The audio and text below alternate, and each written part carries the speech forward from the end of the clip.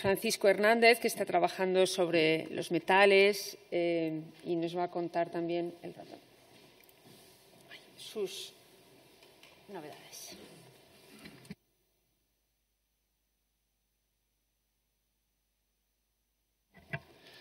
Como mis compañeras que han intervenido con anterioridad, quiero dar las gracias a los directores del proyecto, Susana Calvo y a Juan Carlos Ruiz Souza, que, como muchos de vosotros sabéis, es mi director de tesis y el culpable de que yo esté inmerso en este mundo tan maravilloso de las artes suntuarias nazaríes. Bien, en esta intervención sigue la línea de lo que han dicho también Laura y Noelia, en el sentido de que yo voy a hablar de una serie de piezas del MAN, del Museo Arqueológico Nacional y también del Instituto Valencia de Don Juan, en las que cuando las vi, ¿así? Cuando las vi de cerca y las tuve en las manos y las pude estudiar, noté algunas cosas raras que nos hacen dudar de que estuvieran correctamente catalogadas. Son piezas suntuarias de naturaleza metálica y, aunque atribuidas generalmente en las fichas de catálogo al ámbito nazarí, sus características materiales, estructurales y ornamentales nos permitieron efectivamente pensar que quizá esto no esté tan claro, sino que podrían haber sido originadas en la zona sirio-egipcia a lo largo de los periodos que todos conocéis, fatimí, ayubí y mameluco. Otra hipótesis alternativa que consideramos interesante en sí misma también es que podrían haber sido producidas en Granada, como ha sugerido también Noelia, imitando piezas de origen sirio-egipto. Estas piezas, como llegan al reino nazarí, bien como regalos diplomáticos o a través de las rutas comerciales del Mediterráneo, siempre activas. Para completar el estudio de estas piezas que vamos a ver a continuación, nos pusimos en contacto con Isabel Arias, la conservadora del Museo Arqueológico Nacional, para consultarle sobre la posibilidad de llevar a cabo un análisis de metales mediante fluorescencia de rayos X, ya que considerábamos imprescindible esta información a la hora de completar el estudio de dichas piezas. El análisis, afortunadamente, gestionado por Isabel, fue llevado a cabo por Ignacio Montero, al que también conoceréis, un especialista del Consejo Superior de Investigaciones Científicas, y se llevó a cabo después de Semana Santa, hace relativamente poco, en uno de los laboratorios de este museo. Nuestro agradecimiento, por tanto, tanto a Ignacio como a Isabel. Empecemos por estas dos piezas que estáis viendo y que, de hecho, Isabel las ha puesto antes. Son dos pebeteros o incensarios esféricos que están expuestos de la colección del MAN. Como veis, tienen una forma esférica, la superficie está perforada en una serie de puntos, destinados estos huecos para la salida del humo perfumado. En su interior contienen un dispositivo mecánico denominado suspensión Cardan, en cuyo centro hay un pequeño recipiente en donde se ponía el material, por ejemplo el incienso, que al ser quemado emitía el perfume. Este dispositivo hace posible desplazar estos pebeteros rodando por el suelo de la estancia en la que uno se encuentre sin que se vuelque el material en combustión. El sistema es parecido al que utilizan, por ejemplo, las brújulas en los barcos, ya que permanece siempre, aunque gire la esfera, en horizontal. Se cree que esto estaba pensado para que los siervos, evidentemente, los hiciesen rodar por el suelo de una estancia, perfumando todo el espacio. Es decir, que no estaban pensados como pebeteros fijos, sino también móviles. El de la izquierda, tal como estáis viendo, no presenta decoración y esto ya hace de él una pieza rara, ahora volveremos sobre él. Mientras que en el otro se observa una cuidada decoración superficial de lacería y ataurique. El de la izquierda, vamos a ver si acierto, sí. Este es un pebetero que yo le denomino sin ornamentación, es decir, está tal cual y solo tiene las perforaciones. La forma es típica de los pebeteros de la zona, producidos en la zona sirio-egipcia, especialmente en el periodo mameluco. Se conservan numerosos ejemplares, de los que luego mostraremos imágenes, en distintos museos e instituciones de Europa, América e incluso de Egipto y de los nuevos museos que hay en Kuwait y en estos sitios. En la figura también podéis observar que en un lado está cerrado y en el otro podéis ver también el mecanismo de la suspensión Cardan. Sin embargo, todos los pebeteros que hemos localizado, y se conservan muchísimos, presentan algún tipo de ornamentación. Este es el único que yo, al menos hasta ahora, he visto que no está decorado ni con lacerías, ni atauriques, ni damasquinado, ni nada. Lo que hace de él, que hace pensar ya en principio que es una pieza peculiar, una pieza rara.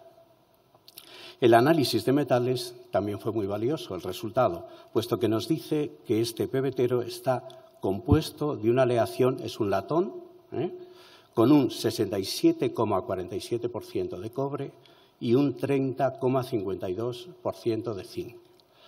Hablando con Ignacio, ya me informó de que este tipo de porcentaje tan alto de zinc indica que esta pieza no corresponde a la época medieval.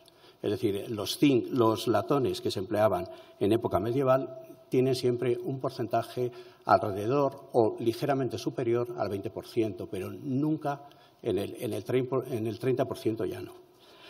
Podría ser, por tanto, una pieza realizada posteriormente, no podemos determinar cuándo, siguiendo modelos de incensarios esféricos sin decoración, tal vez del siglo XVII o incluso del siglo XVIII, como una especie de objeto, no sé, peculiar de colección.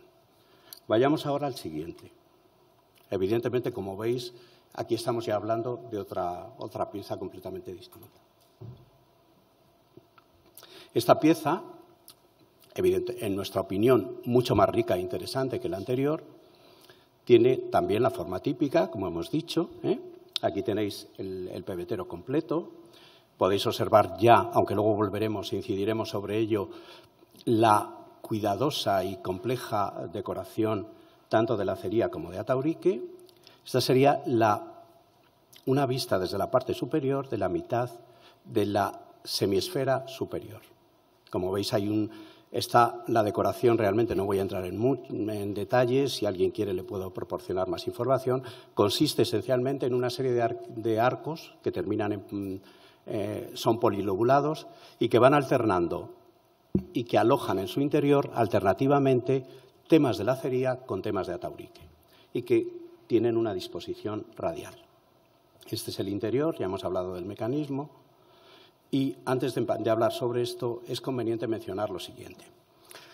El resultado del análisis de metales, que se llevó a cabo en distintos puntos de la superficie de este pebetero, nos permitieron concluir lo siguiente. Primero, que la esfera, como tal, está compuesta también de latón, con un 75,3% de cobre y un 22,2% de zinc. En este caso, el porcentaje de zinc nos habla de que efectivamente estamos dentro de los márgenes de los latones que se utilizaban en época medieval. Luego, primero, estamos ante una pieza que es seguramente medieval, auténtica. Aquí ya tenemos que decir algo. No es un criticismo al museo, pero en la ficha dice que es de bronce. Isabel, por favor. El análisis, por otra parte, nos indica, luego volveremos sobre ello cuando comentemos algo de la técnica, que hay una serie de áreas con un color blanco plateado y que cuando el análisis se hacía en esa localización específica, lo que nos salía era plata. Plata en un porcentaje que variaba entre un 2 y un 12,5%. Es decir, que la esfera como tal es un latón, pero determinadas partes están ornamentadas o, de alguna manera, se ha aplicado un metal precioso como es la plata. Existen, como ya digo, muchas piezas de este tipo. Vamos a hacer un pequeño recorrido visual por algunas de ellas. Estas dos están en el museo, en el Bargello de Florencia, las he fotografiado yo. Como veis, la ornamentación es espectacular, pero todavía las hay incluso más interesantes. Esta es una maravillosa que se conserva en el Metropolitan Museum of Art, en New York. Esta, ¿qué queréis que os diga? Pues esto ya es que ves esta pieza y dices, ¿cómo alguien puede hablar alguna vez de artes menores? Si es que es increíble, ¿no? O sea, tenéis jinetes, tenéis escenas de caza, galgos, bueno, maravillosa. O esta otra, que se conserva en la Walters Art Museum, que tiene aplicaciones de oro. Es decir, que no es solo la ornamentación, sino los propios materiales ricos. Es decir, son piezas de lujo absoluto. Aquí tengo una, que no sé si Azucena la recuerda, que me la mandó directamente, sabe de mi obsesión por estas piezas, y estuve el año pasado estudiando astrolabios en Estados Unidos, en la costa este, y me la mandó directamente de la Friar Gallery. Creo que fue a través del móvil, ¿no? O sea que, gracias, Azucena. Y aquí, simplemente para que veáis la enorme variedad que hay, 4 del British, en los cuales podéis ver que la ornamentación puede ser de tipo de ataurique, de lacería, figuración, mezcla de ambas, y siempre, generalmente, suele ser simétrica, es decir, que es muy peculiar. Y son objetos, estaréis todos de acuerdo, de gran belleza. Bien, ahora nos vamos a detener un poco aquí para hablar de la técnica. En general, la técnica específica de la metalistería, de las piezas de metal de origen ayubí y mameluco, no de época fatimí, que no se producían entonces, es una variante del damasquinado o ataugía. Todos sabéis lo que es el damasquinado, en principio. El damasquinado se caracteriza por la inserción o embutido de fragmentos o de elementos de metales preciosos, fundamentalmente oro, plata o plata sobredorada, en el interior de la superficie metálica de la pieza, generalmente de color más oscuro, de acuerdo a un patrón diseñado específico anteriormente, creando así un contraste entre lo que hemos embutido y el fondo, de tal manera que se generan motivos epigráficos de ataurique y figuras. Existen muchísimas piezas de este tipo y que son características y específicas de la metalistería que se produce en el periodo ayubí y en el periodo mameluco. No así en Granada. Yo no he encontrado ni una sola pieza nazarí, en principio, que utilice este tipo de técnica. En inglés se dice inlaid, y me gustaría matizar algo sobre esto. ¿Por qué digo que es una variación del damasquinado? Porque, claro, en el damasquinado tú puedes embutir el metal más o menos profundamente.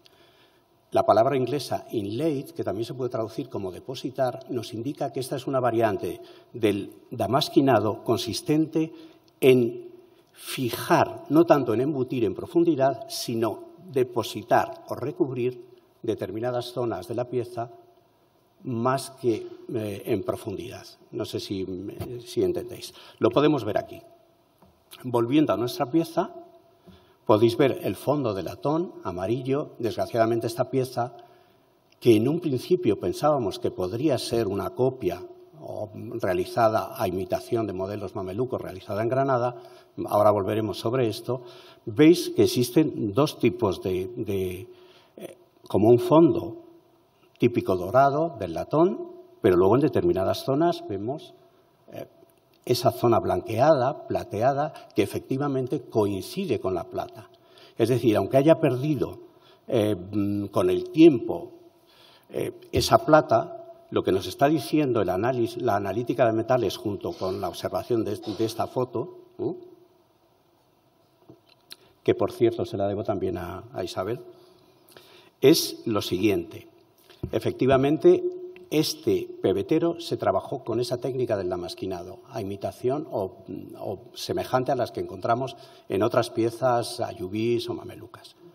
De tal manera que en origen el efecto decorativo sería sorprendente, porque el plateado se aplicó solo en los entrelazos y en las hojas del ataurique carnoso, que destacarían como una red sobre el fondo dorado. Nos cuesta un poco hacernos a la idea de esta pieza, pero no tanto, porque existen otras en las que sí se ha conservado. Luego esto ya nos hizo llevar a la conclusión de que probablemente no es una copia nazarí, sino que probablemente es simplemente una pieza mameluca, de origen mameluco, que llegaría a España por los motivos que fueran, y que con el tiempo, pues a lo mejor con el uso, simplemente con rodar la esfera, va perdiendo, como veremos que ocurre también en otras piezas. Bien, pero lo que ya nos confirmó completamente que debía tratarse de una pieza mameluca es que, bueno, como decía el gran Jacques Monod, un bioquímico, nuestros genes evolucionan en función de dos factores, el azar y la necesidad. Bueno, pues yo me movía un poco también en este sentido.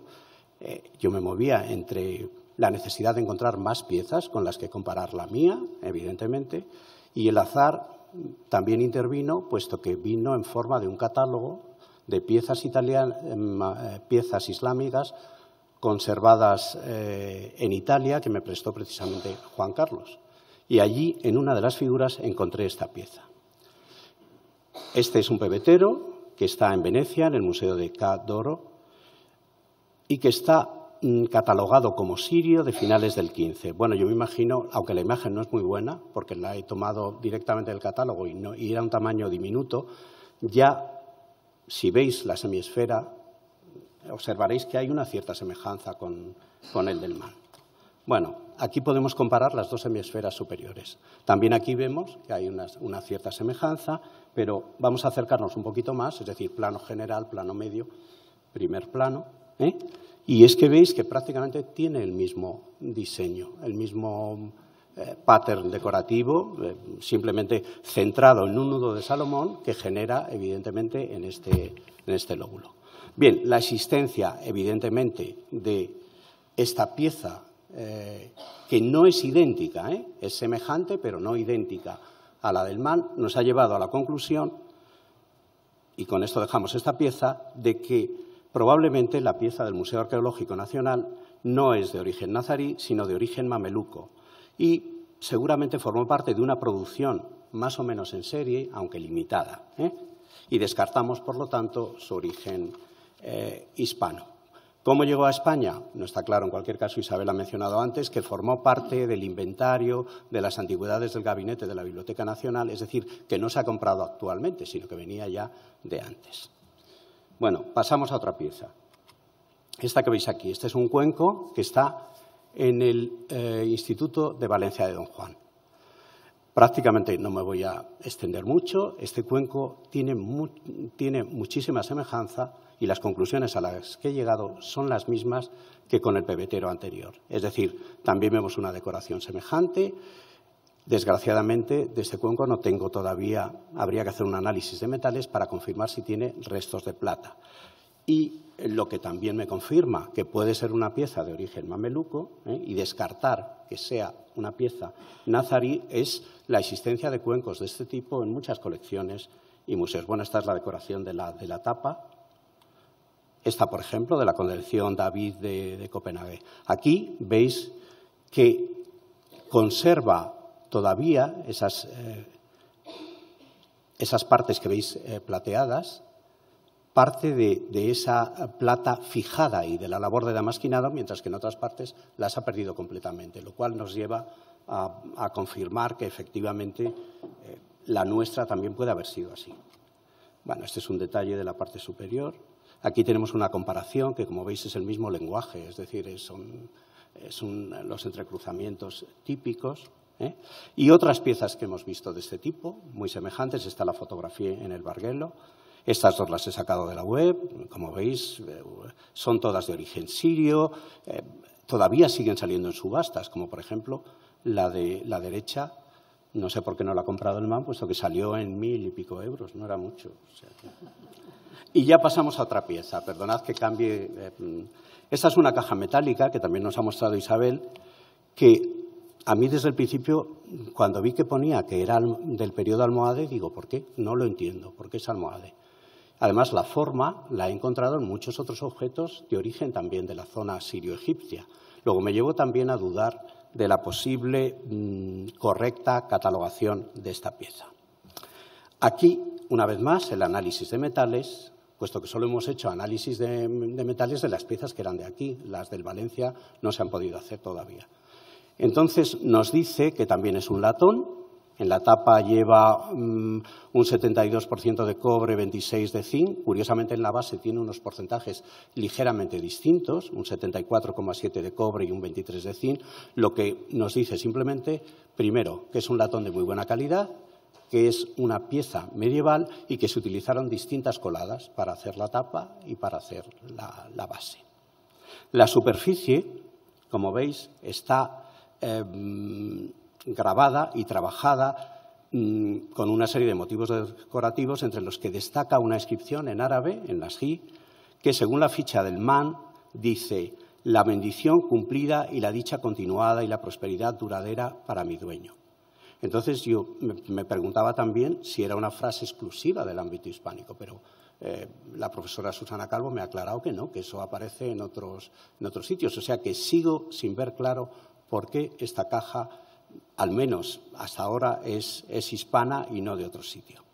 La técnica aquí no es damasquinado y eso sí nos hace pensar que pueda ser hispana, puesto que efectivamente la técnica que se ha utilizado aquí, no la voy a explicar en detalle, es el nielado, es decir, se graba primero con una serie de motivos, se aplica una pasta negruzca compuesta de color oscuro, que se conoce como nielo, luego se retira y queda en las perforaciones retenida, dando lugar a que se destaque el diseño decorativo. También hay botes de este tipo en distintos museos, pero la decoración no tiene nada que ver. Aquí estamos en presencia de dos cajas cilíndricas parecidas a la anterior, pero aquí se ve claramente que es una labor de damasquinado. Estos son tinteros. Al principio pensé que podía tratarse de un tintero, pero no, puesto que la tapa no tiene un tapón que salga. Lo único que falta es la piececita que cerraría eso. Bueno, observaréis que son también piezas fantásticas. Aquí otras dos cajas cilíndricas. Y para acabar, esta del British Museum. Es decir, que la forma sí coincide, pero lo que no me coincide es ni la técnica del damasquinado, es decir, que sobre esta pieza yo todavía no he llegado a una conclusión. Por un lado, pienso que al no tener damasquinado apoya la idea de que pueda ser una pieza de origen nazarí, de origen andalusí. ¿Pero por qué almohade? Si alguno de vosotros me puede informar por qué esta pieza, la nuestra, está catalogada como almohade, pues se lo agradecería, pero no lo entiendo. Así que es algo sobre lo que tendremos que seguir un poco pensando. Y para el final, todavía tengo otra sorprendente. Este cuenco que veis aquí, la foto es mía, es un cuenco que está también en el Instituto Valencia de Don Juan, en una de las vitrinas. Claro, yo cuando vi por primera vez este cuenco no me dijo nada, pero a medida que uno va viendo piezas y piezas y piezas, dices, pero bueno, si es que esto ya sin analítica y sin nada, esto es mameluco clarísimo, o sea, ¿cómo puedo apoyar esta teoría? Pues porque no tengo todavía el análisis de metales. Pero aquí, simplemente por la observación, se ve que hay una labor de ese damasquinado del que hemos hablado antes. Fijaos qué maravilla, esta es la base de la riqueza de decoración que tiene esta pieza. Y aquí hago una comparación. A la izquierda tenemos el cuenco del Valencia y a la derecha es una fotografía que tomé de un aguamanil del Barguelo de Florencia. Si es que es la misma técnica, es decir, parece que se ha hecho en el mismo taller. Es decir, que en conclusión, con respecto a esta, y no os entretengo más, os puedo dar más información, por su estructura, forma, materia y decoración, solo puede ser una pieza de origen ayubí o mameluco. Para completar su estudio habría que realizar un análisis de metales, traducir las inscripciones que tiene y determinar el origen de la pieza, que a veces viene reflejado en los libros de adquisiciones del propio Instituto Valencia de Don Juan.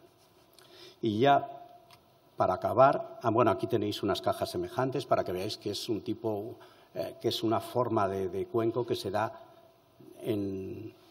también en esa época y con distintas variantes y ornamentaciones, piezas fantásticas, se conservan muchas, como veis. Y ya para el final, la última, pero no la inferior, last but not least, es este zarcillo de oro, una pieza también que ha mencionado Isabel. Este zarcillo, que también he podido, estas fotografías las hice con mi amiga Cris un día que vinimos y Isabel nos sacó esta pieza maravillosa. Desgraciadamente no es una pareja, solo se conserva uno. Ha sido adquirido, ¿no?, hace relativamente poco por el museo, no es una pieza antigua. Y aquí estáis viendo el anverso y el reverso. Como veis, tiene una forma típica de este tipo de piezas en forma de creciente lunar y está trabajado con las técnicas que todos conocéis del calado, de la filigrana y del granulado. Lo más significativo es que yo creo que en la cara, que está pensada para que se vea, veis que está ornamentada por 5 semiesferas metálicas muy curiosas, que también se repiten en el borde inferior, en otro número determinado. También hicimos el análisis de metales de esta pieza y nos confirmó que era principalmente oro, un 75% de oro y un 22% de plata. Ahora bien, en la ficha esta pieza dice que puede adscribirse al ámbito nazarí. Bien, si haces una búsqueda, como yo hice, yo llegué a la conclusión de que esto no me cuadra. El origen de este tipo de forma de zarcillo está en zarcillos o pendientes de este tipo, es decir, en Bizancio. Como veis aquí también, aunque más sencillo, estos pendientes bizantinos son los que luego son adoptados en la joyería siria y que viajarán, evidentemente, por el norte de África a otros lugares del Islam, incluyendo, como es lógico, al Andalus y el reino nazarí. Pero lo más sorprendente y lo que me ha llevado también a dudar de que nuestro zarcillo del Museo Arqueológico Nacional sea nazarí es que, igual conocéis la pieza, esta pareja que existe en el Metropolitan Museum of Art de Nueva York es absolutamente semejante al zarcillo anterior. Es decir, estamos viendo aquí la pareja, a la derecha el anverso, a la izquierda el reverso, pero son 2 piezas, es decir, de cada una de estas piezas. Y si veis la técnica, el material, la ornamentación, y estas piezas estos zarcillos están catalogados en el Met como de origen fatimí. Existen también otras piezas, no os voy a cansar más, que me han llevado o nos han llevado a la conclusión de que quizá la interpretación más sencilla es la más probable, una vez más, y nos inclinamos a considerar al zarcillo del Man como una pieza de origen fatimí. Luego, simplemente, y ya para concluir, yo creo que habría que, de alguna manera, modificar, aunque sea ligeramente, las fichas de catalogación del Man. Y esto es todo. Muchas gracias.